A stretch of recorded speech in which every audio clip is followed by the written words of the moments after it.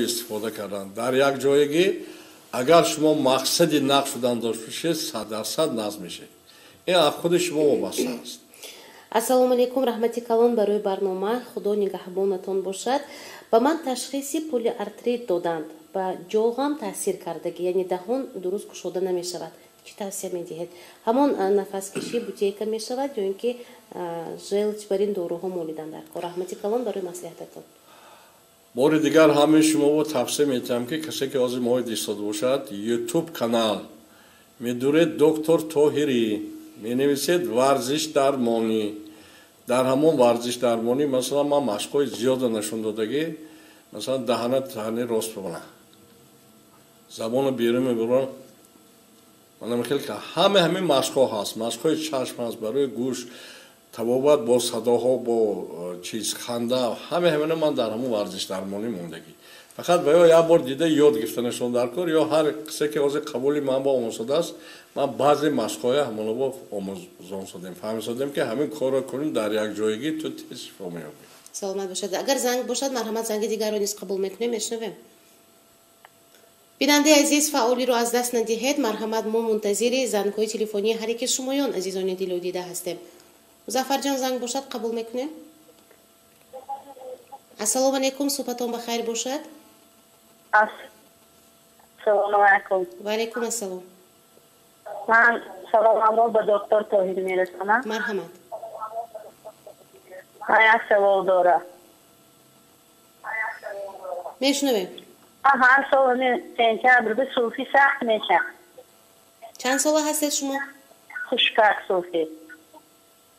6 ساله.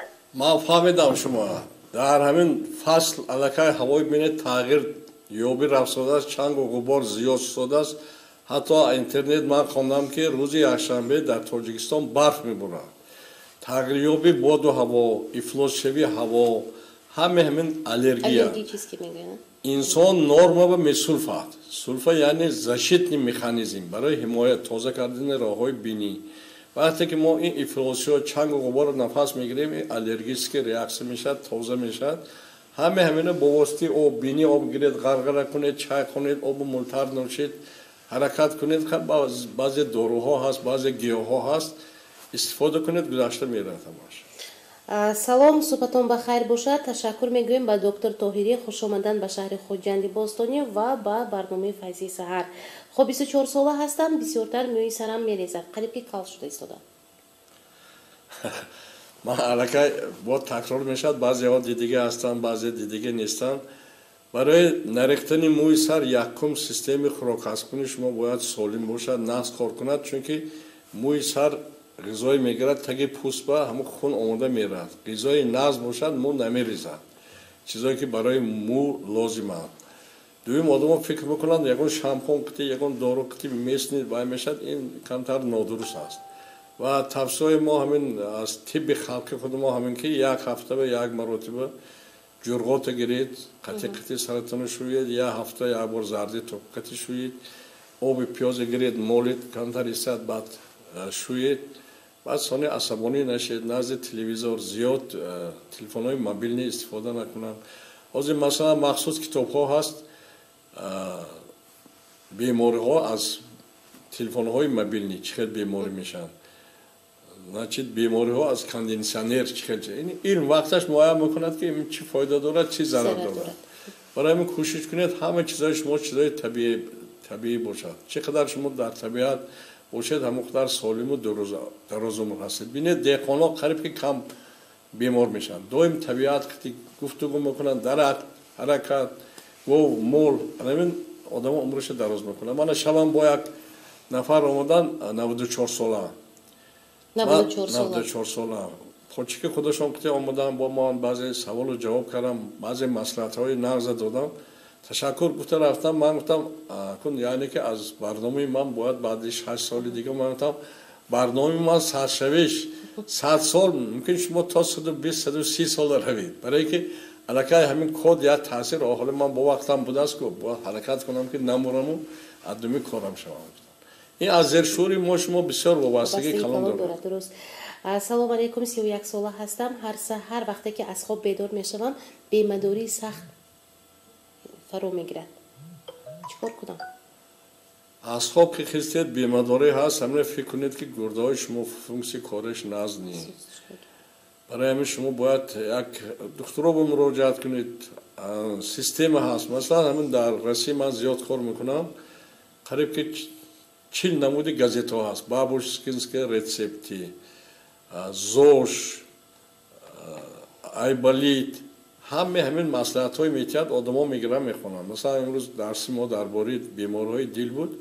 یک زنی که روز نوشته که یک کاک ویلیچل свое сердце. هر روز 2 مغزی مویا دونه که میخورده است. 2 دانگی 6 دانه مغزه در اون یک ماه دلش نقش شده است. همین زردالو قوق بهترین چیز برای دل، مغزش، حتی کارکش، بالوش پوچاکش هست. همون پوچاک هم کالسیش بسیار هست. من این یک مرتبه گفته بودم در تلویزیون که یک نفر از شهر اصفهان همون ارد کرده پوچاک برده یک کمپانی کافه میفروشه. کافه خیلی الدرش میکنن. و کافه خریدگی آدمو بخواد میشن. با کافه که ما همین کافه مینوشم.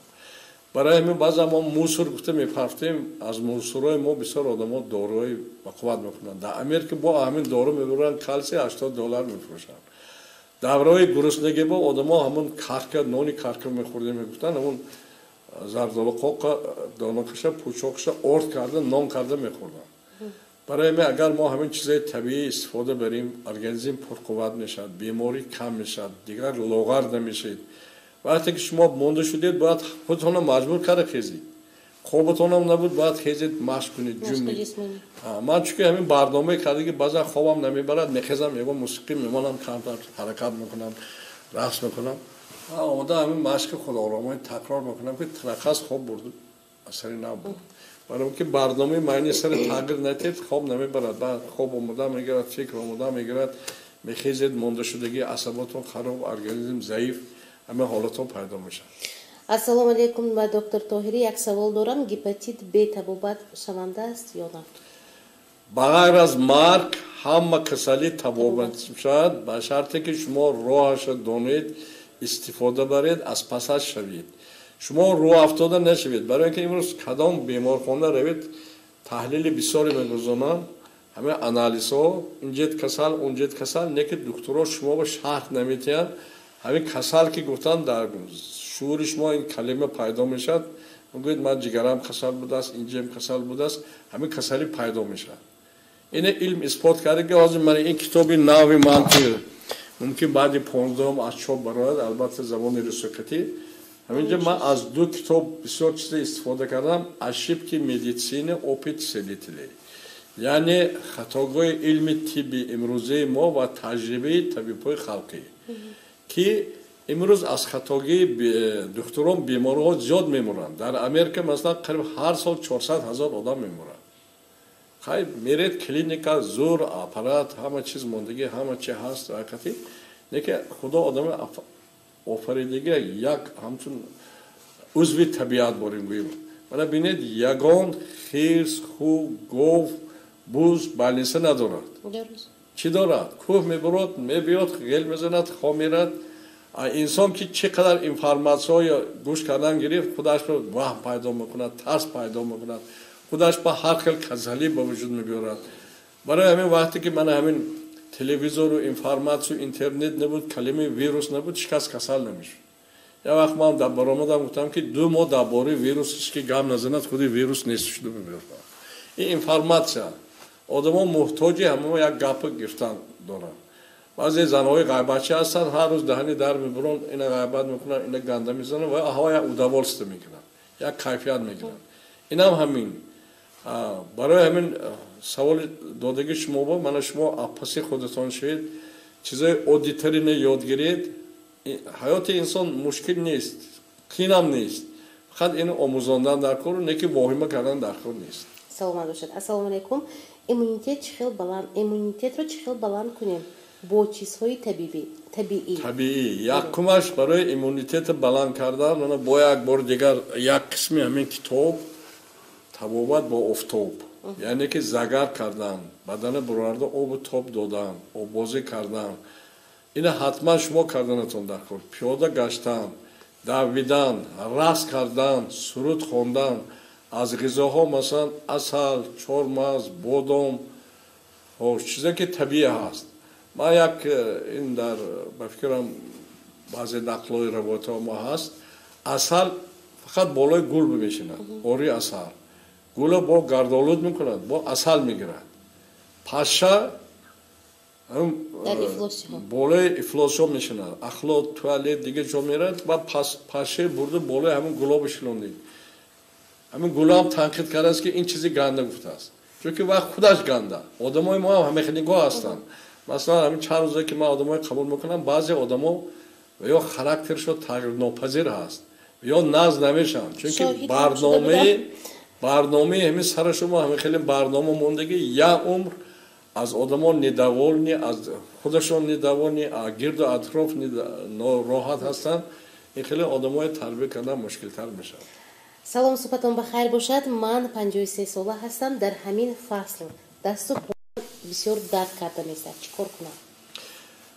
البته ما شما گفتم که همین آدمایی که متیاچوستیویت نمیگن یعنی که سالها که ما در مرکز کاردیولوژی کار میکردیم بالای دربه هر روز خبر میدادیم امروز спастический тип погода یعنی که فشار اتمسفری بلند میشد داوید میکند ما اینو چشم خطی نمیبینیم نه که فشار بلند میشد بومو در میکند بیماری میگفتیم که شما رو افتاده نشده بعضی داروهای استفاده برید وانش قبول کنید دیگر خطی البته با آرام میشدن نظم میشدن یا که گیپاکسیچیسکی تیپ پاگودا در ترکیب هوایی که ما نفس میکشیم مقدار کسلرود کم میشه و ادیفرنتی حالتی معین قطعی اگر ما همین چیزهای دانیم اکثر آدمی که بغمدرد و چیز دیگه نفسو چیز هستن در این دوره بیماری خروج میگیرد اگر راهاش یاد گیرید مشقاش یاد گیرید تمام بیماری ها نقشده میرد. خب السلام علیکم فرزندی من بیماری اوستیوپروز کشتی است 3 مرتبه در شهر خوجند جراحی نمودیم دیگه استخوان‌های پایش نمیچسبد آیا این بیماری تبابت دارد؟ ما از تجربه خودم همین درباره مومیو گام میزنم که برای که بسیار چیزای ما خودم تجربه کردم همین پوچکی مرغ شکستم بعد مومیوی گرفتم بستم 3 روز به محکم شد آدما استخوانشو میشکنن پیشتر مومیو میدونم مثلا این آدم من توصیه میکنم که مومیوی تازه یابان 1 گرمش یعنی که از برنج برین پیش خوب میتونن که شرکتی خورن وقتی خورن در همون جایی وای رستور کرده مولان بگم با مولان استفاده کنن و از آن جمله زمش دکتر طاهری نظر به مومیو 2 کرات قوتش زیاد مومیو 31 ماکرومیکرولیمین دارد زم 65 تا زمچ هم شکستگی استخوان بگم دردی با خون روی با بیماری های به نسلی دیگر چیزا زیاد استفاده میشه 92 880 22 51 92 762 24 26 است شما میتوانید خودی حاضر به این رقم زنگ زنید خود را نامنویس نمایید و با دکتر طاهری روبروی صحبت و مصلحت های مفید گرفته باشید اگر زنگ باشد مظفر جان زنگ دیگر رو نیز قبول میکنیم میشنویم خب السلام علیکم من ساکن شهر خوجند 45 ساله هستم در بچه‌دانم میوم است همین رو چگونه معالجه کنیم دکترها میگویند که اپراسیون دیگر علاج نیست به غیر از جراحی من کتاب نویسندگی رак излечим табобат шаванда و در آنجا میوما زیاد مثلا بسیار گینکولوگ‌های دوشنبه شهر دوشنبه وقتی همکاری دارن همین میوما با واسطه قبول داروی زمچ و فیرولا در یک جایگی در مدت 2 ماه اکثریتش نظم میشه و در آنجا سیستم استفاده کردن در کار استفاده ساده هست گیاهای شفابخش هست مثلا در یکی از صفحات اینترنت خوانده بودم که پالین خاچ در طول 17 ساعت بیماری رک نظم میکنه در همون چیز فروشگاه محصولات های دکتر طاهری داخلی بازار پنجشنبه با خاچ این پالین هست همه وقت هست ما دائم تامین کرده میستیم که مردم همین گیاهای همینجا استفاده برند که با اون سخم تبابتی به من چند گیاهای دیگه داخل کردگی میتوانید استفاده برید من فکر میکنم که به جراحی هم نقش رفته میتوانید سلامت باشید бинандагони азизу арҷманд, тамошобинони гироми қадр, хотиррасон кардани ҳастем ки имрӯз дар тақвим сана 1 октябри соли 2021 милодист, рӯзи субҳи ҷумъа аст. Рӯзи саиди ҷумъа барои ҳар яки шумоён азизон муборак бошад. ҳамкорони доимии барномаи файзи саҳар бошад ин ширкати маҳсулоти шири пешсаф ва маркази зеҳнии омӯзишии заковат мебошад. бахши тиҷоратии рекламаро бо ҳам тамошо мекунем. марҳамат.